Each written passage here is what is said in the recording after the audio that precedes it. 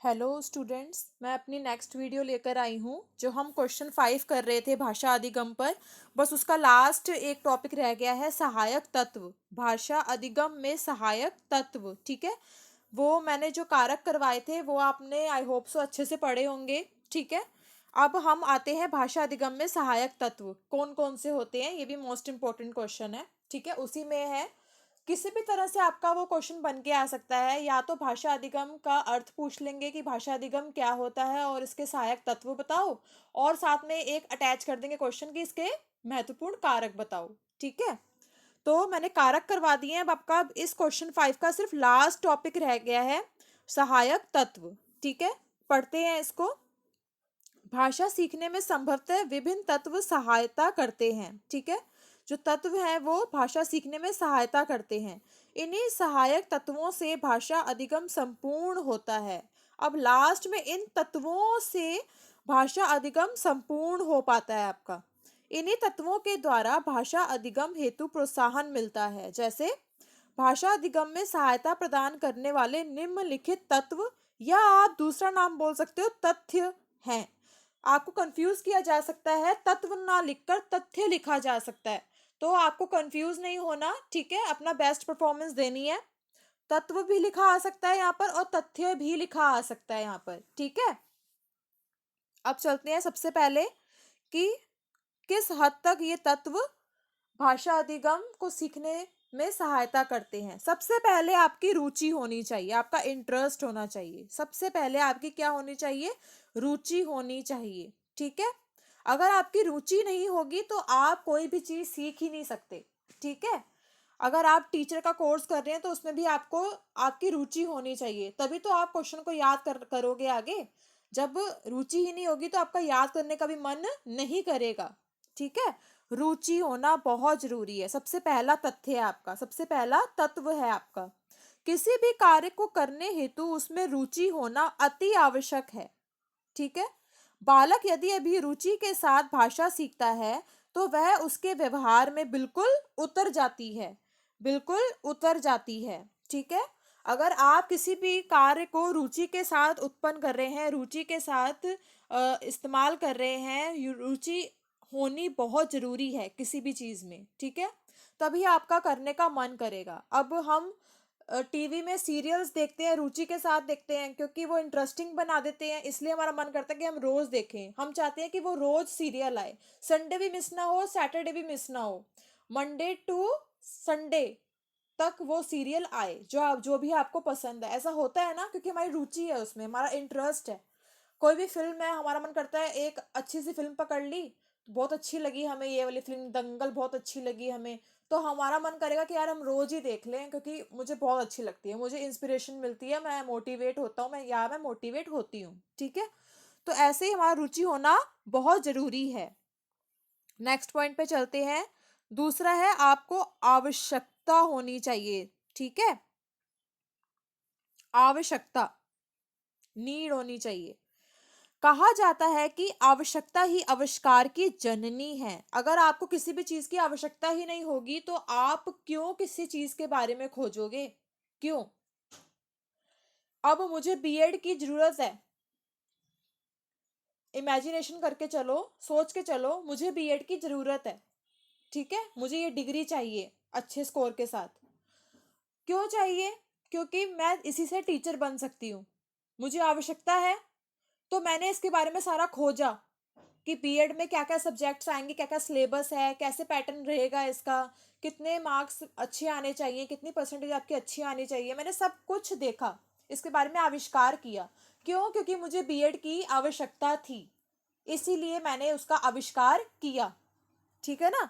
समझ रहे हो ना बात को? ये लाइन मोस्ट इंपॉर्टेंट है। कहा जाता है कि आवश्यकता ही आविष्कार की जननी है, अर्थात आवश्यकता भाषा अधिगम में मुख्य सहायक तत्व है, ठीक है।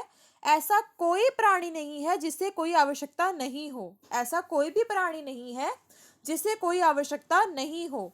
भाषा अधिगम के अभाव में वाक्यों में सार्थकता नहीं रहती है, ठीक है। वह अर्थ का अनर्थ होने की संभावना रहती है, ठीक है।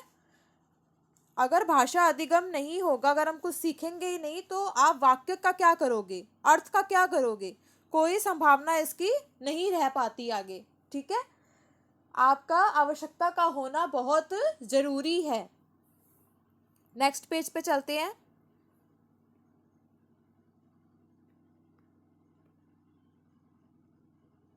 अनुकरण, तीसरा पॉइंट है आपका, मुख्य तत्व है अनुकरण, कॉपी करना, कॉपी करना। ठीक है, भाषा अनुकरण द्वारा सीखी जाती है। अपने प्राप्त वातावरण में बालक भाषा को बोलना सीखता है। जैसे ही उसका वातावरण होगा वो और बोलना भी सीखेगा। पहले तो वो अपनी फैमिली से बोलना सीखता है, फिर उसके बाद वातावरण के कांटेक्ट में आता है और बोलना सीखता है। अनुकरण के माध्यम से बालक भाषा अधिगम को प्रभावशाली तरीके से अपने में ढाल पाता है। किसके हेल्प से, अनुकरण की हेल्प से। ठीक है, और उसके बाद आएगा पॉइंट, नीचे क्या दिख रहा है आपको, अभ्यास। ये तो रट लो पॉइंट अपना। ठीक है, अभ्यास। भाषा अधिगम सतत प्रयास का सफल परिणाम है। ठीक है, निरंतर प्रयास करने से भाषा अधिगम पूर्ण होता है। ये सतत प्रयास है हमारा, एक सफल परिणाम है।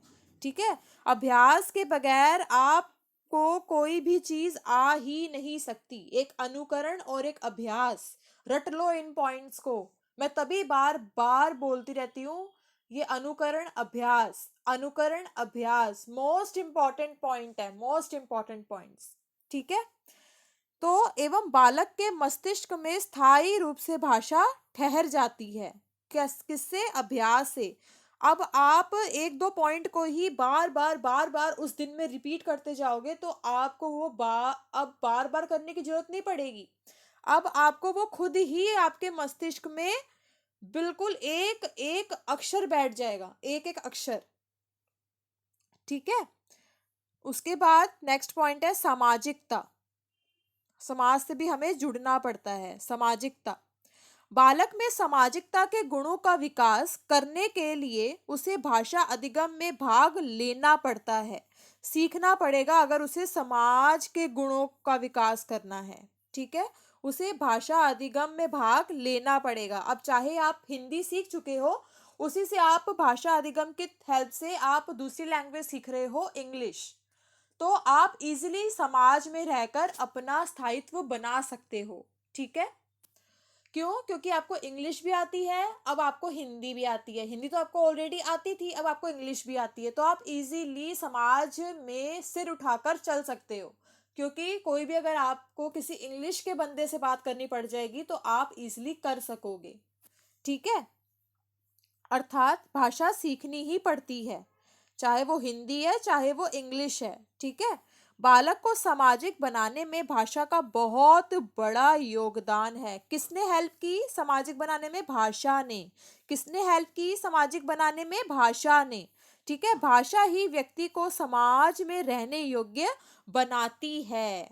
ठीक है, समझ गए ना, भाषा आना देख लो कितना जरूरी है।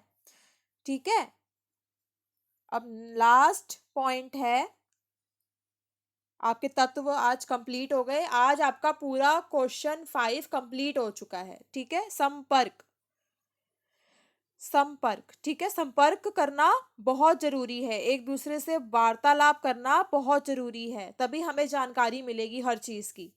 परस्पर संपर्क हेतु, परस्पर संपर्क हेतु भाषा एक आवश्यक माध्यम है।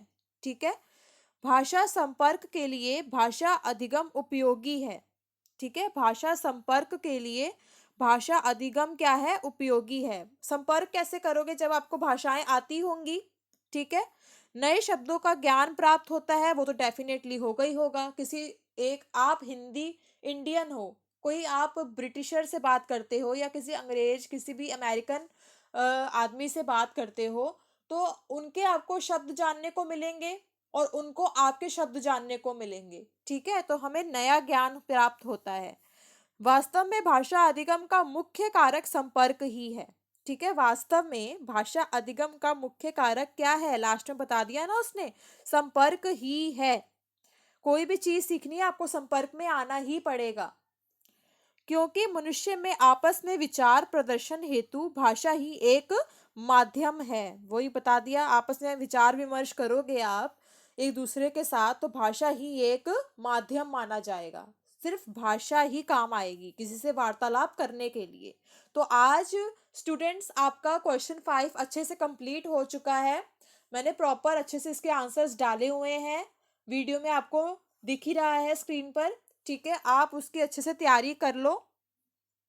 ठीक है, मैं एक एक क्वेश्चन को आपके सामने रखती जा रही हूँ, तो आप अच्छे से तैयारी कर सकते हो।